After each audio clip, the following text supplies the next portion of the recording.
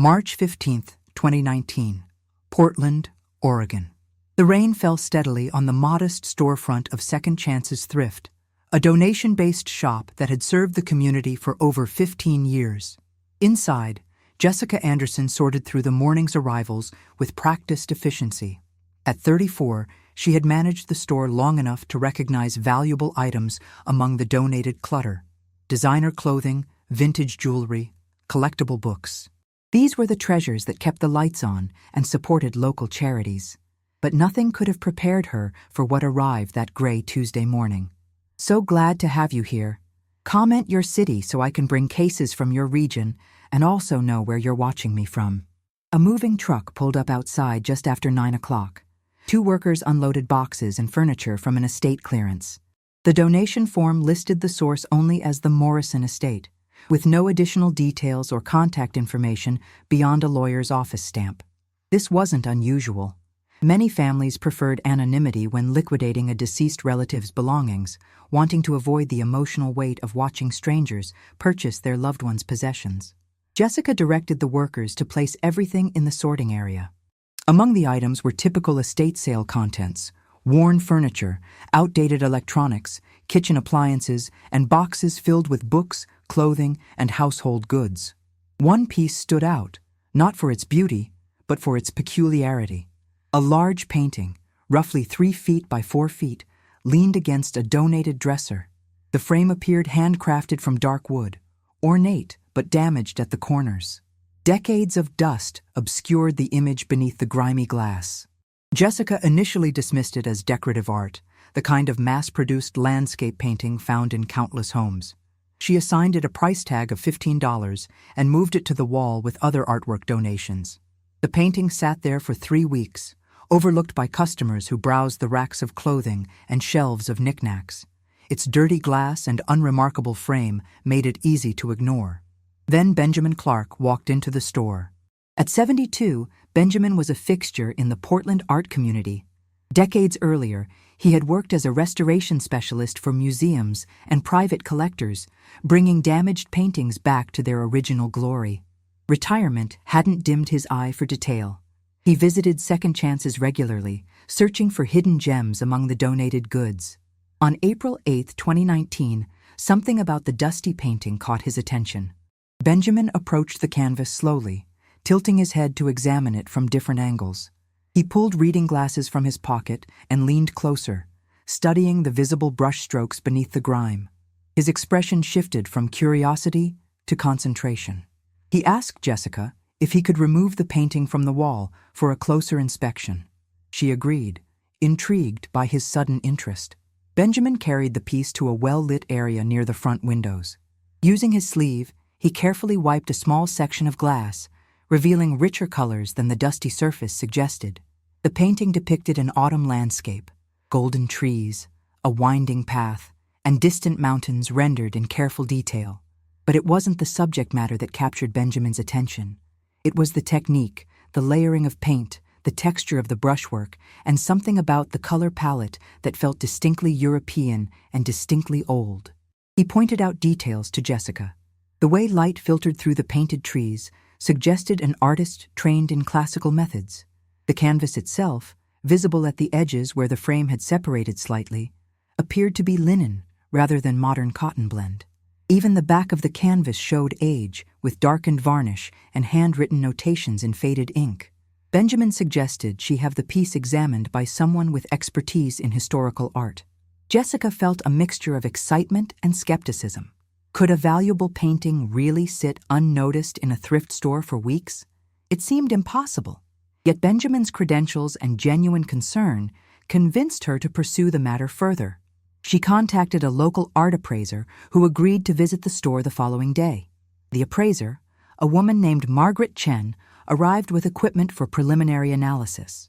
She examined the painting under specialized lighting, photographed details, and studied the frame construction.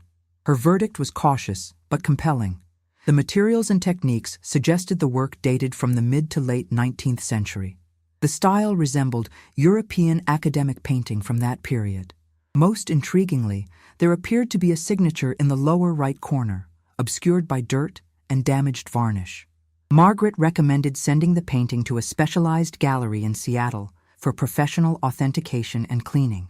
Jessica faced a dilemma. The painting had been donated to the store, which meant any proceeds from its sale should benefit their charitable programs. But if the piece proved valuable, questions of provenance and ownership would inevitably arise. Who had owned it originally? How had it ended up in the Morrison estate?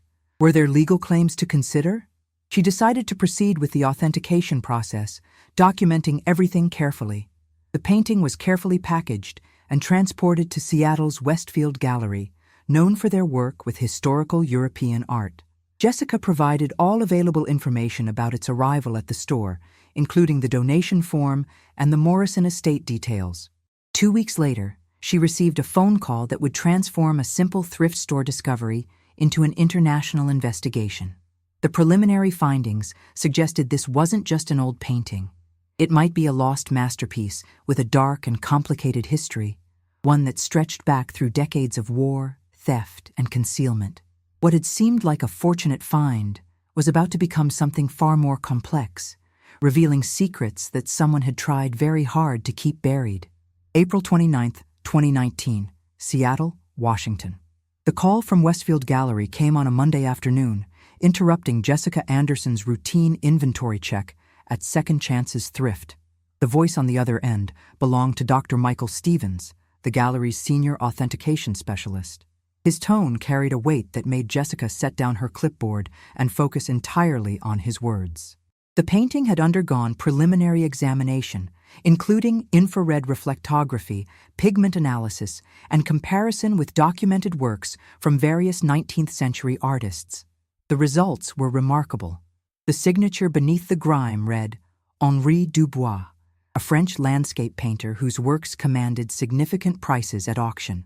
But more importantly, the style, materials, and technique matched a specific painting that had been missing since 1944. The piece was titled Autumn Reverie, and it had vanished during World War II under circumstances that remained unclear for 75 years. Dr. Stevens explained that Henri Dubois had died in 1891, leaving behind a modest but respected body of work. Autumn Reverie had been considered one of his finest achievements, a meditation on the passage of time rendered in the golden light of a French countryside autumn. The painting had been catalogued in various collections throughout the late 19th and early 20th centuries, its provenance carefully documented. Then, in 1944, it simply disappeared from all records. The implications were staggering. A missing painting from that era, especially one that vanished during the chaos of World War II, suggested a history far darker than simple loss or misplacement. Dr. Stevens recommended contacting specialists who dealt specifically with art recovered from wartime theft and displacement. He provided Jessica with the name of Catherine Miller, an investigator who worked with international organizations dedicated to reuniting stolen cultural property with rightful owners. Jessica reached out to Catherine that same day. At 46, Catherine had spent 2 decades tracking artwork looted during conflicts around the world. Her work required equal parts historian, detective, and diplomat. She had seen countless cases where valuable pieces ended up in unexpected places, hidden in plain sight for generations. The story Jessica told her about the thrift store discovery fit a pattern Catherine knew all too well. Catherine traveled to Portland within a week, bringing with her extensive documentation about wartime art theft. She examined the painting personally, comparing it to historical photographs of Autumn Reverie taken before its disappearance. The match was undeniable. This was indeed the lost Dubois painting, but the question remained, how had it traveled from war-torn Europe to a Portland thrift store? The investigation began with the Morrison estate. Catherine obtained legal permission to examine records related to the donation. Richard Morrison had died in November 2018 at the age of 83. He had lived alone in a modest home in Portland's Eastmoreland neighborhood for over 40 years. According to estate documents, he had no surviving immediate family. His will designated several charities as beneficiaries, with instructions that household contents be donated rather than sold. The attorney handling the estate, a man named Gregory Thompson, provided additional context. Richard Morrison had been a retired accountant who lived simply and kept to himself. Neighbors described him as polite but private, someone who maintained his property but rarely engaged in community activities. The attorney had never visited Morrison's home while he was alive, only entering after his death to execute the will. Nothing in Morrison's papers suggested he was an art collector or had any particular interest in valuable paintings. Catherine expanded her search to historical records. She contacted archives in France, Germany, and the United States, seeking any documentation about Autumn Revery's whereabouts after 1944. What she discovered painted a troubling picture. The painting had belonged to a Jewish family named Beaumont, who lived in Paris during the German occupation. In September 1944, as Allied forces approached the city, the Beaumont family was forced to flee their home. Like thousands of other Jewish families, they left behind everything they owned, including an extensive art collection. Records from the immediate post-war period were fragmentary and chaotic. The monument's men, Allied forces dedicated to protecting cultural property, had documented thousands of stolen artworks found in Nazi storage facilities and private collections. But many pieces never appeared in those inventories. They had been sold, traded, or hidden by individuals who saw opportunity in the chaos of war's end. Autumn Revery was among the missing works, listed in post-war claims filed by surviving Beaumont family members, but never recovered. The trail went cold for decades. Then Catherine found a reference in auction records from 1983. A painting described as a 19th-century French landscape had been sold through a small estate sale in Los Angeles. The description was vague, and no artist was attributed, but the dimensions matched. The buyer's name had been redacted from the public record, but Catherine obtained a court order to access the full documentation. The purchaser was Richard Morrison. This revelation opened new questions. Had Morrison known what he was buying? The 1983 sale price of $1,200 suggested the painting had been sold as an unattributed work, not as a valuable Dubois. But Morrison had kept the painting for 35 years, never attempting to sell it or have it professionally appraised. He had hung it in his home, according to photos Catherine obtained from the estate sale, in a spare bedroom where few visitors would see it. Catherine discovered something else in Morrison's personal papers. Starting in 2009, he had begun researching the painting's history. His home office contained printouts of articles about looted art, bookmarked pages about the Beaumont collection, and notes in Morrison's handwriting questioning the painting's origins. He had clearly realized at some point that his landscape painting might be stolen property, yet he had taken no action to report it or return it to rightful owners. The investigation took another turn when Catherine traced the 1983 estate sale back to its source. The items had come from the collection of a deceased art dealer named Thomas Hayes, who had operated in Southern California during the 1960s and 1970s. Hayes had a reputation in the art world, though not an entirely respectable one. He dealt in works of questionable provenance, pieces that appeared without clear documentation of ownership history. Several galleries had refused to work with him, suspicious of his sources. Thomas Hayes had died in 2015, taking his secrets with him. But his business records, subpoenaed by Catherine through legal channels, revealed a network of purchases and sales that raised serious concerns. Hayes had acquired numerous European paintings during trips abroad in the 1960s, buying from dealers and private sellers who asked few questions and provided minimal documentation.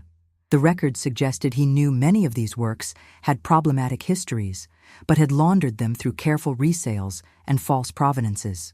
Catherine contacted art crime specialists at the FBI. They had been aware of Thomas Hayes but had never built a case strong enough for prosecution before his death. The discovery of Autumn Revery provided new evidence of his activities and potentially implicated other dealers who had worked with him. The investigation was expanding beyond a single painting into a broader examination of stolen art circulation.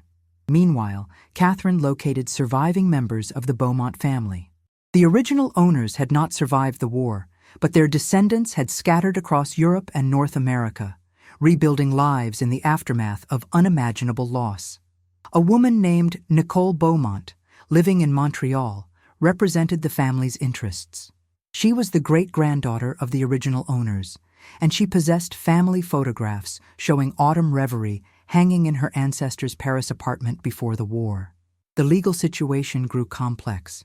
The painting had been stolen during wartime, purchased unknowingly by Richard Morrison decades later, and donated after his death to a charitable thrift store. Who held rightful ownership? The Beaumont descendants as heirs to the original owners? The Morrison estate, despite Richard's posthumous status? Second Chance's Thrift as the recipient of the donation? The questions would require legal resolution, but one thing had become clear. This was not a simple case of a lost painting rediscovered. It was a story of theft, concealment, and the long shadow cast by wartime atrocities. And as Catherine dug deeper into Richard Morrison's papers, she found evidence suggesting he had known far more about the painting's dark history than anyone had initially suspected, raising disturbing questions about his silence and what he might have been trying to hide. June 12, 2019, Portland, Oregon. Catherine Miller stood in the empty living room of Richard Morrison's former residence, now cleared of furniture, but still holding the weight of decades of solitary existence. The house had been sold following the estate settlement, but Catherine had obtained permission to conduct one final sweep before the new owners took possession. She wasn't looking for artwork or valuables. She was searching for answers to a question that had consumed her investigation. When had Richard Morrison realized he possessed stolen property, and why had he chosen silence over restitution? The answer came from an unexpected source. Behind a loose baseboard in Morrison's home office, Catherine discovered a small metal box containing documents Morrison had deliberately concealed. Inside were letters, newspaper clippings, and a handwritten journal spanning from 2009 to 2016. The contents revealed a man wrestling with a moral crisis he felt unable to resolve. Morrison's journal entries began innocuously. In early 2009, he had watched a television documentary about art looted during World War II. The program featured families searching for stolen heirlooms and described the ongoing efforts to identify and return displaced cultural property. Something about the documentary had troubled Morrison enough to begin researching his own painting, the landscape he had purchased decades earlier for a modest sum at an estate sale. His research had been methodical, befitting his background as an accountant. Morrison documented every finding in careful detail. He discovered Henri Dubois as the likely artist, identifying the signature and style through online databases and art history texts borrowed from the library. He found auction records from the pre-war period showing a Dubois landscape matching his painting's description as part of the Beaumont collection in Paris. He located post-war claims filed by Beaumont family survivors, listing autumn reverie among missing works. By late 2009, Morrison's journal entries reflected a man who had reached an uncomfortable conclusion. His painting was almost certainly the stolen Dubois work. He had unwittingly purchased looted art, and its rightful owners were still searching for it 70 years after its theft. The ethical path seemed clear. Contact authorities, facilitate the painting's return, and accept whatever legal consequences followed. But Morrison didn't make that choice. His journal revealed the reasoning behind his paralysis.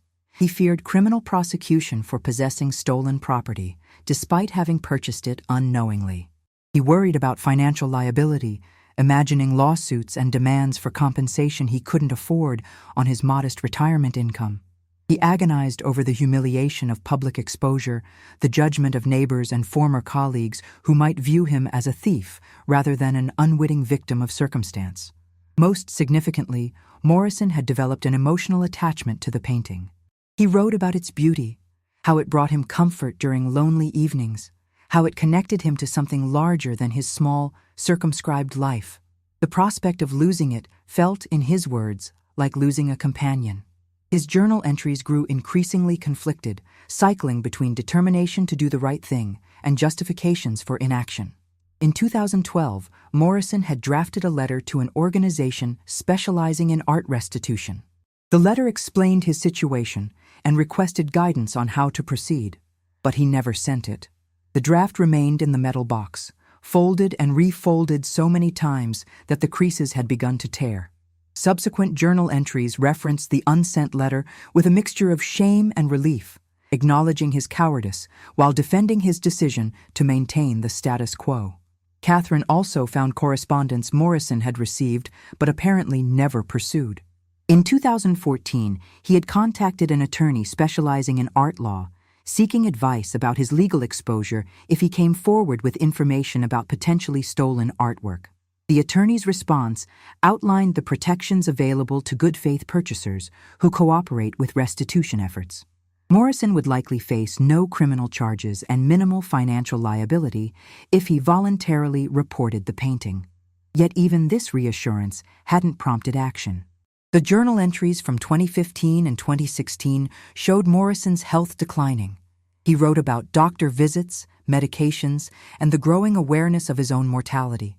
These later entries contained expressions of regret and plans to address the painting issue before his death.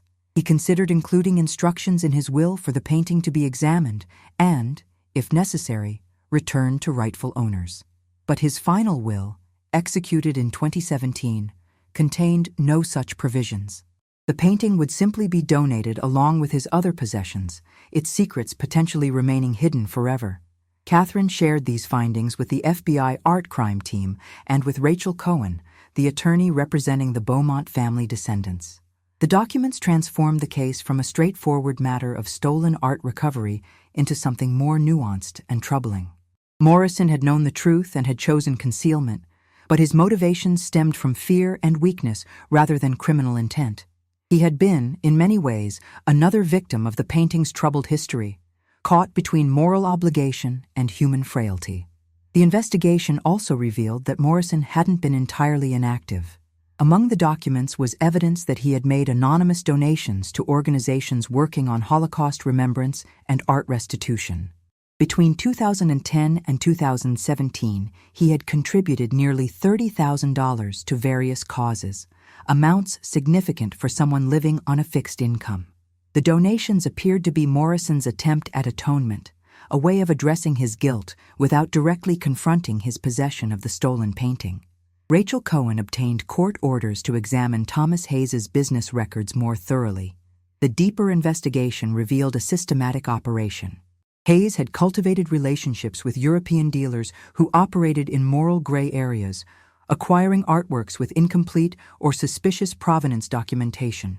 He had created false ownership histories for these pieces, inventing fictional previous owners and fabricating sale records to give his inventory an appearance of legitimacy. The Hayes network extended beyond paintings. Investigators found evidence of sculptures, rare books, and decorative objects that had likely been looted or stolen, then laundered through his operation. Several other dealers had been involved, creating a web of transactions designed to obscure the true origins of valuable cultural property. Some of these dealers were still alive and operating, though they claimed ignorance of Hayes's methods and the problematic nature of the artworks they had handled.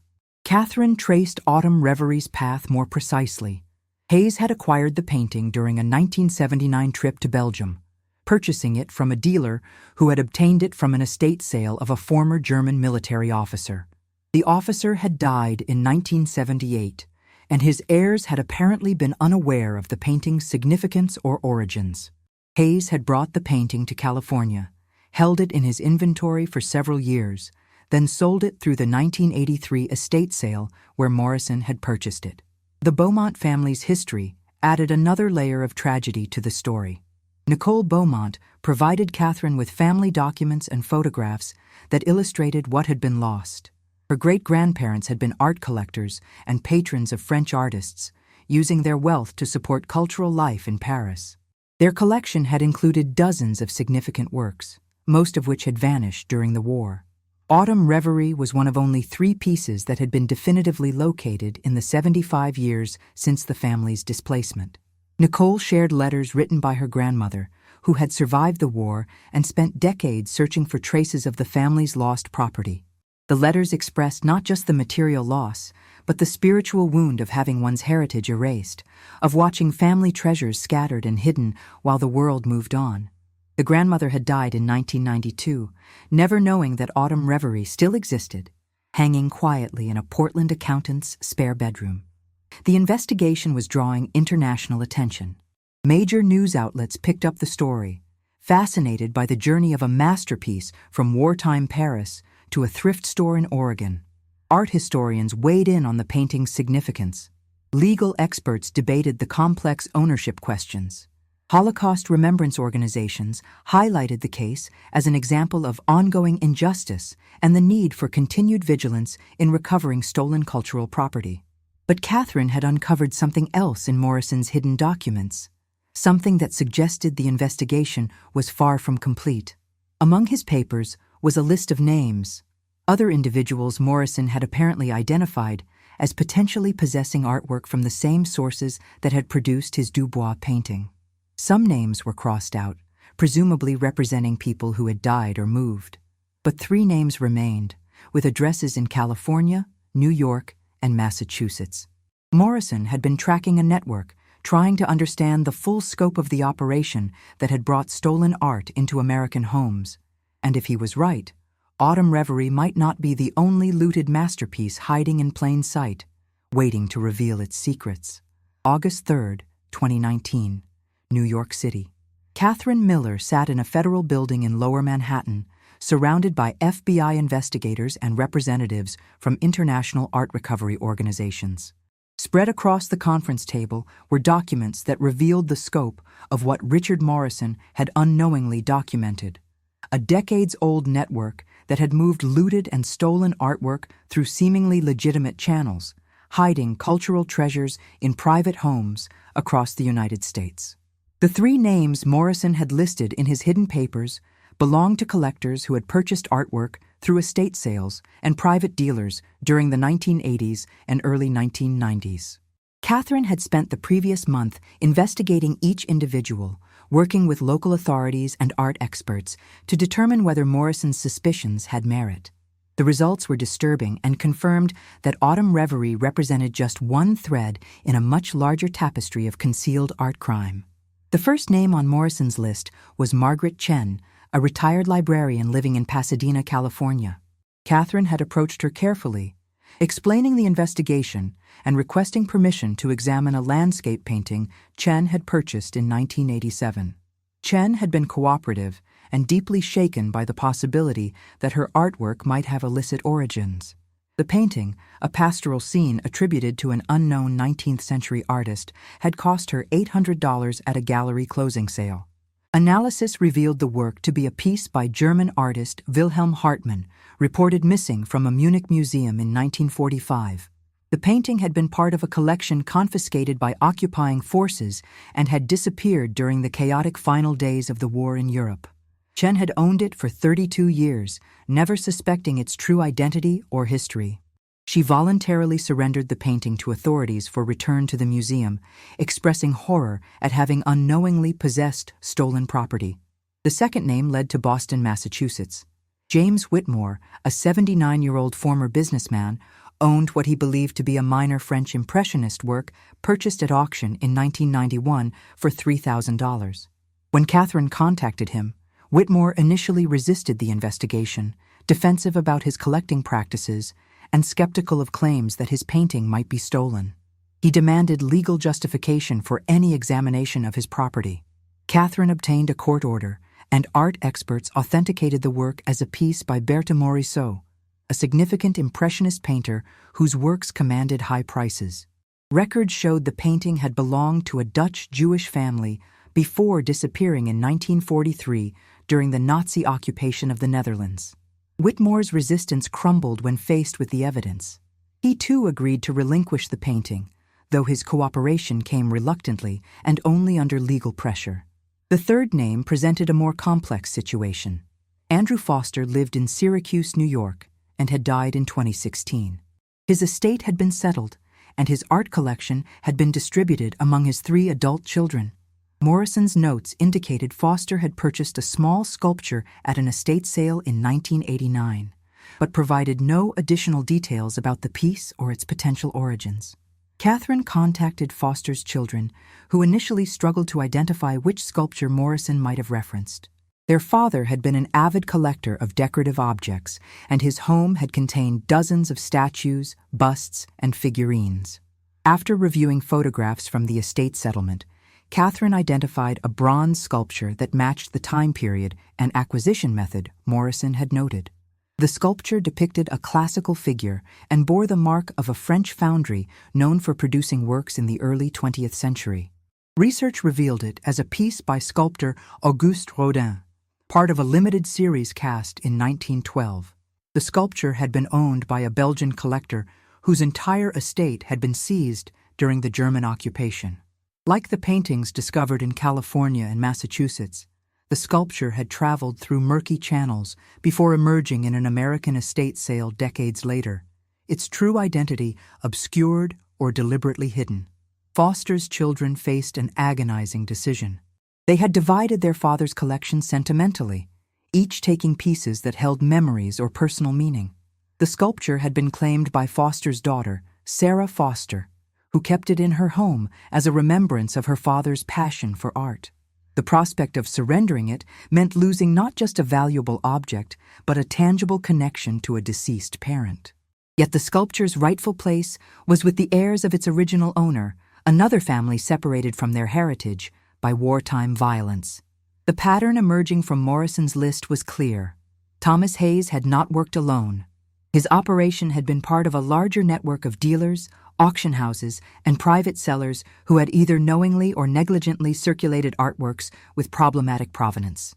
Some participants had been aware they were handling stolen property and had taken active steps to conceal its origins. Others had operated in a gray area, asking insufficient questions and accepting dubious documentation because doing so was profitable. FBI investigators expanded the probe, examining records from galleries and auction houses that had done business with Hayes and his associates. They identified dozens of additional transactions that warranted scrutiny. Many involved European artworks that had appeared in the American market during the 1960s through 1990s with incomplete ownership histories. Some dealers had created elaborate false provenances, inventing fictional previous owners and fabricating exhibition histories to legitimize pieces that had actually been looted or stolen. The investigation revealed how easily stolen art could be absorbed into legitimate commerce. A painting removed from occupied Europe could pass through several dealers, each transaction creating a layer of apparent legitimacy. By the time a piece reached an American buyer, its troubled origins were buried under decades of paperwork and good faith purchases. Collectors like Morrison, Chen, and Foster had believed they were acquiring legitimate artworks, never suspecting they had become unwitting repositories for cultural property stolen from victims of war and persecution. Catherine also discovered that Morrison's research had extended beyond his own painting and the 3 cases he had documented. His papers contained notes about auction patterns, dealer relationships, and suspicious gaps in artwork provenance. He had been attempting to map the entire network, using his accountant's skills to trace financial connections and identify patterns that suggested coordinated concealment. His work was incomplete and amateurish by investigative standards, but it provided valuable leads for professional investigators. The emotional toll of these discoveries weighed heavily on everyone involved. The unwitting collectors faced the knowledge that objects they had treasured for decades were fruits of historical crimes. The legitimate heirs confronted the reality that recovering their family's stolen property meant disrupting the lives of innocent current owners. Law enforcement and recovery organizations struggled with limited resources and the sheer scale of potential cases requiring investigation. Rachel Cohen, representing the Beaumont family, worked with other restitution attorneys to develop a coordinated approach. Many cases could be resolved through negotiation rather than litigation, with current possessors voluntarily returning artworks once presented with evidence of theft. But some cases would require legal action, particularly when current owners refused cooperation or when competing claims emerged from multiple potential heirs. The investigation also raised questions about institutional responsibility. Museums, galleries, and auction houses faced scrutiny over their due diligence practices. How carefully had they examined the provenance of artworks passing through their doors? Had they prioritized profit over ethical responsibility? Several major institutions discovered that pieces in their permanent collections had questionable backgrounds, forcing difficult decisions about whether to initiate their own internal investigations. Public attention transformed the case into a broader conversation about historical justice and cultural property rights. Art historians emphasize the cultural destruction wrought by wartime looting, comparing it to the physical violence that had accompanied it. Holocaust educators incorporated the story into their curricula, using it to illustrate the lasting impact of genocide that extended beyond direct victims to encompass entire cultures and heritages. As summer turned to fall, the legal framework for resolving the Autumn Reverie case began to take shape. The Morrison estate, Second Chances Thrift, and the Beaumont family descendants entered negotiations mediated by art restitution specialists and legal experts. The goal was to find a solution that honored the painting's history while acknowledging the good faith of various parties who had possessed it without knowing its origins. But Catherine's investigation had uncovered one more troubling element. Among Thomas Hayes's records were references to a partner, someone who had helped coordinate the movement of artworks from Europe to the United States. The references were cryptic, using only a nickname that investigators had been unable to connect to any known individual. This mystery figure, if they existed, might still be alive and operating. And if Morrison's suspicions were correct, there might be many more stolen masterpieces hidden in American homes, their secrets protected by time, ignorance, and the careful work of those who profited from stolen heritage. The investigation that had begun with a dusty painting in a Portland thrift store had exposed a web of art crime that stretched across decades and continents, and there was no way to know how deep it truly ran. November 18, 2019, Montreal, Quebec. Nicole Beaumont stood before a photograph that had survived when so much else had been lost. The image, taken in 1938, showed her great-grandparents in their Paris apartment, surrounded by the art collection they had spent decades assembling. On the wall behind them, clearly visible, hung Autumn Reverie. The painting had been part of her family for less than a decade before history tore it away, yet its absence had echoed through 3 generations. Catherine Miller had traveled to Montreal to meet with Nicole and discuss the resolution of the case. The legal complexities had finally been navigated, and a path forward had emerged. But before focusing on practicalities, Catherine needed to understand what the painting meant beyond its monetary value, what it represented to a family that had lost so much more than artwork. Nicole shared her family's story with careful precision, as though recounting details she had been entrusted to preserve.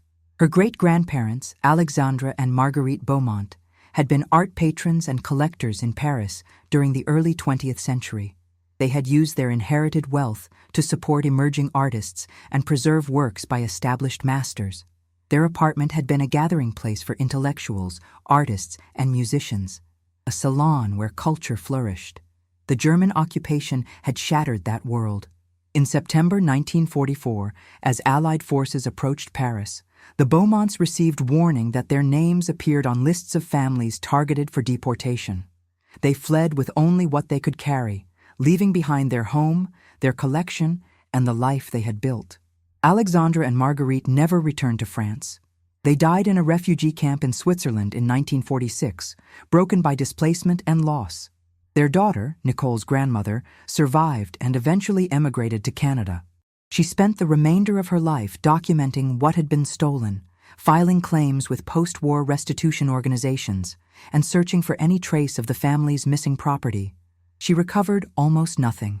A few pieces of jewelry, some photographs, documents proving ownership of property that no longer existed. The art collection, which had represented not just wealth but cultural legacy, remained lost. Nicole's grandmother had maintained detailed records of every missing piece, including descriptions, photographs when available, and documentation of their acquisition. These records became a family inheritance, passed to Nicole's mother and then to Nicole herself. For 75 years, the family had held on to the hope that some fragment of their heritage might resurface.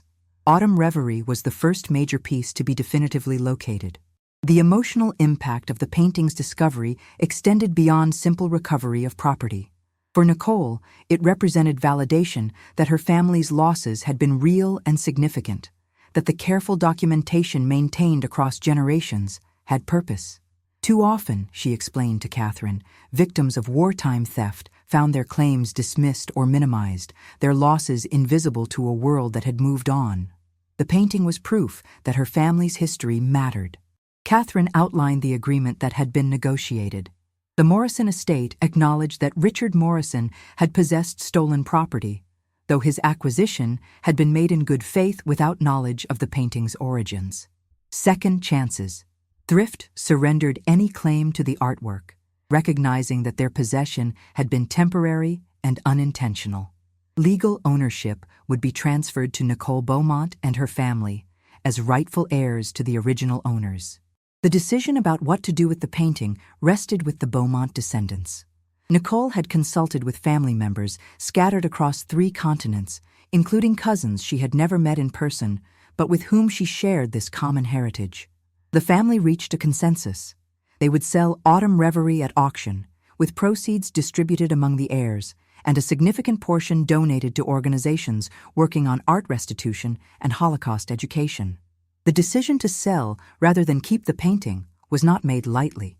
Some family members argued for retaining it, for bringing it into a family member's home where it might finally rest in peace. But Nicole advocated for a different approach.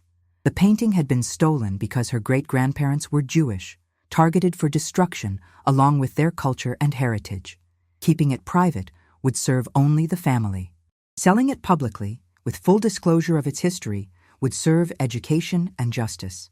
Preparations for the auction began in December 2019. The house selected to conduct the sale was Christie's, which had extensive experience with works requiring sensitive handling due to their provenance.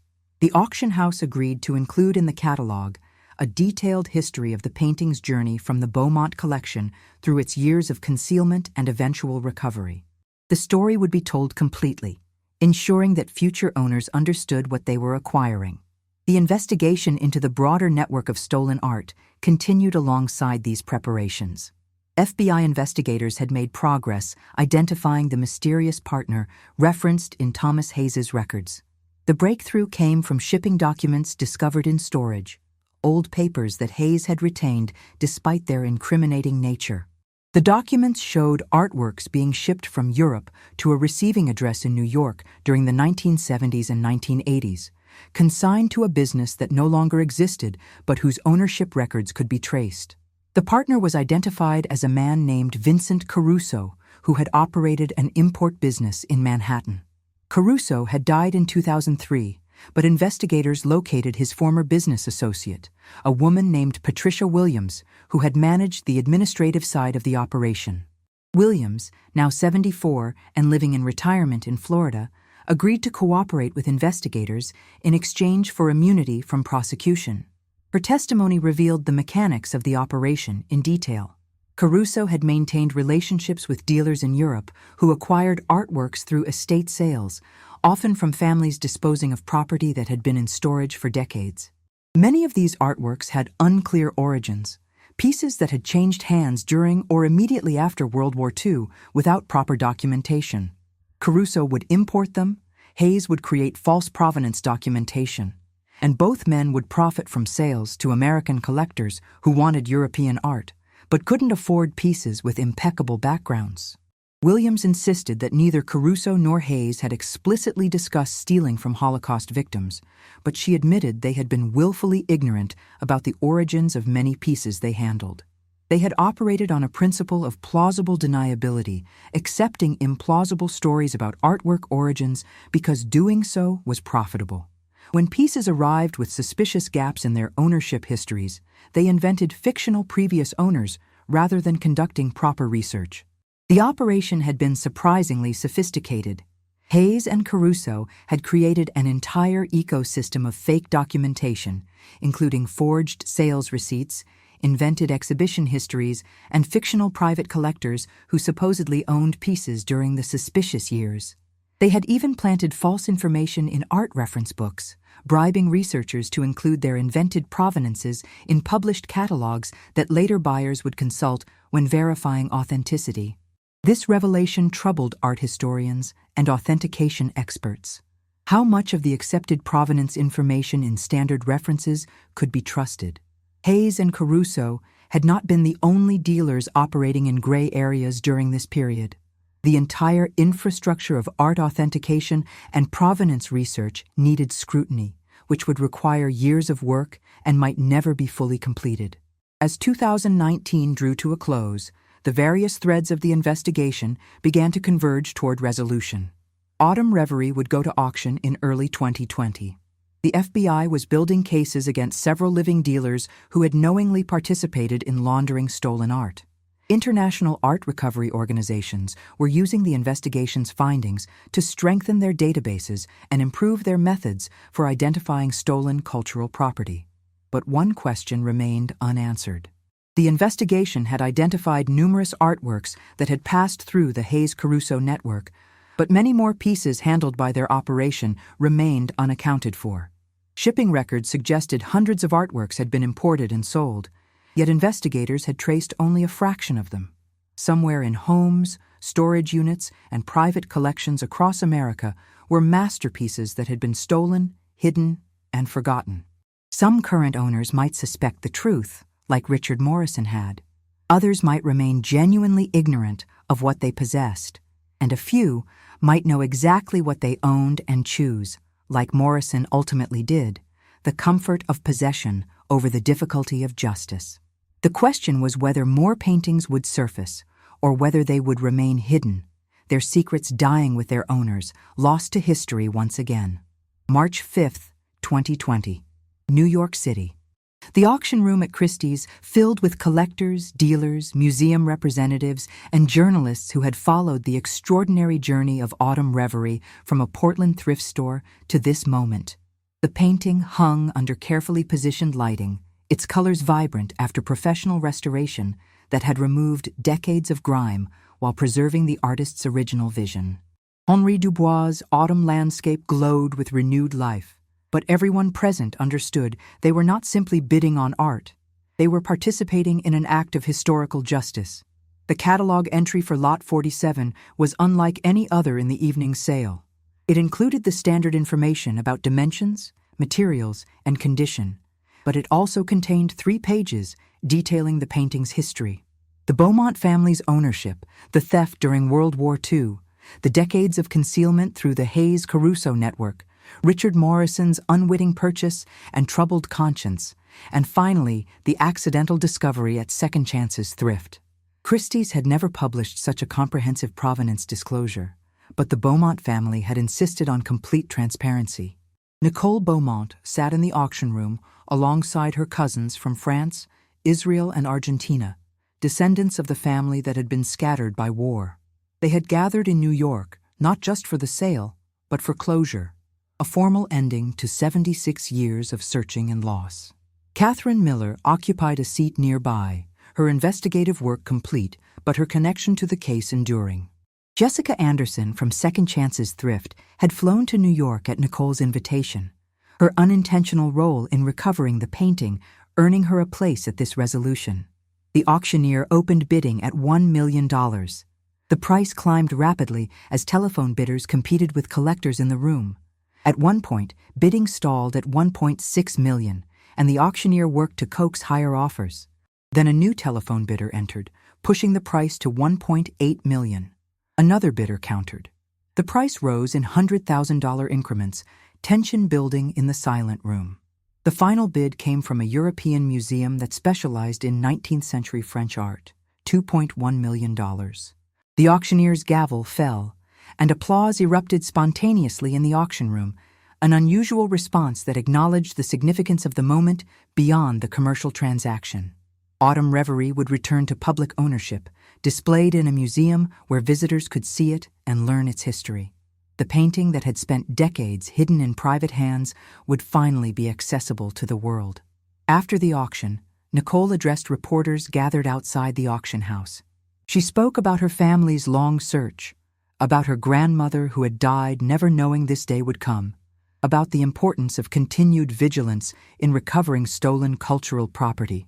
She announced that $1 million from the sale proceeds would be donated to organizations working on art restitution and Holocaust education, ensuring that the painting's recovery would benefit others still searching for lost heritage. The legal resolution extended beyond the Beaumont case. The FBI's investigation into the Hayes-Caruso network had identified 7 dealers and auction house employees who had knowingly participated in laundering stolen art. 3 faced criminal charges for fraud and conspiracy. The others agreed to cooperation agreements, providing information about additional stolen artworks in exchange for reduced penalties. Their testimony led to the recovery of 16 more pieces, including paintings, sculptures, and decorative objects that had been stolen during World War II and circulated through fraudulent provenance schemes.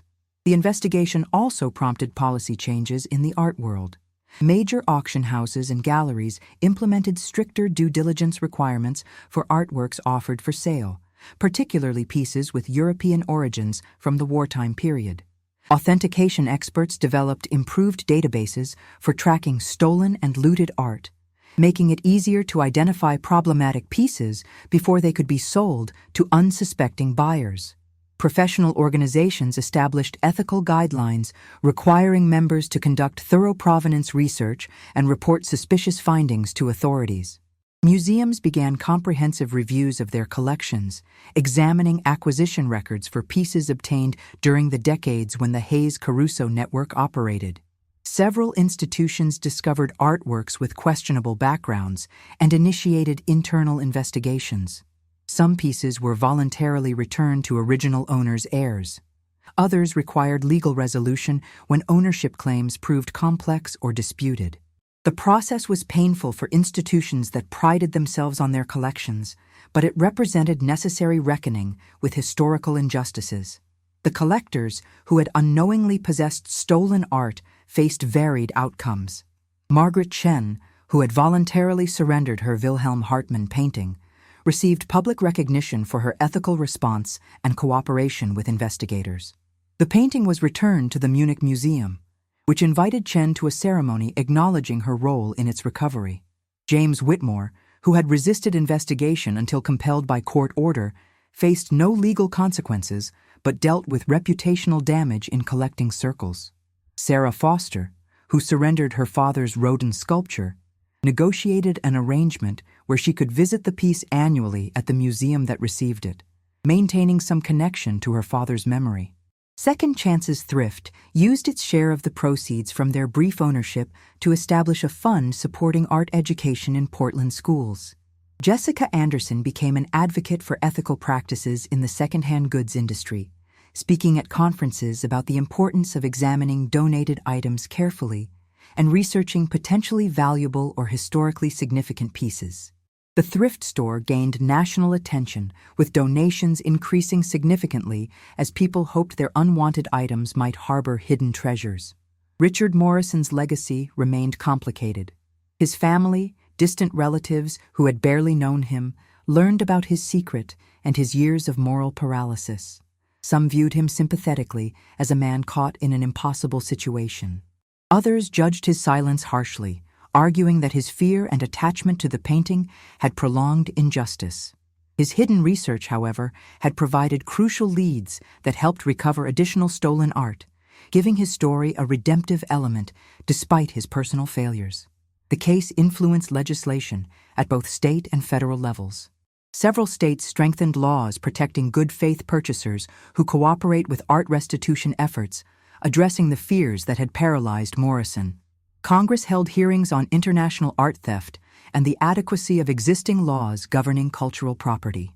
New federal guidelines required dealers and auction houses to verify ownership history more thoroughly before facilitating sales of artworks above certain value thresholds. Catherine Miller continued her work with art recovery organizations, using her experience from the Autumn Reverie case to improve investigation methods. She established a training program for law enforcement officers, teaching them to recognize signs of stolen art and conduct effective provenance research.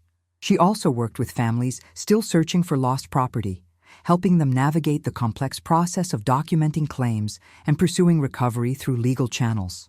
The broader impact of the case extended to public consciousness. Media coverage had introduced millions of people to the ongoing consequences of wartime art theft and the work being done to address historical injustices. School curricula incorporated the story as a teaching tool about World War II's lasting impact and the importance of cultural preservation. Museums that acquired recovered artworks displayed them with educational materials explaining their histories and the broader context of art looting during conflicts. Nicole Beaumont used her platform to advocate for survivors and their descendants. She testified before international bodies working on cultural property protection, emphasizing that recovery of stolen art represented more than financial restitution. It meant acknowledging that crimes committed generations ago still mattered, that victims' losses remained real regardless of time passed, and that society retained an obligation to pursue justice even when difficult or inconvenient. The museum that purchased Autumn Reverie opened its exhibition with a ceremony honoring the Beaumont family and recognizing everyone who had contributed to the painting's recovery.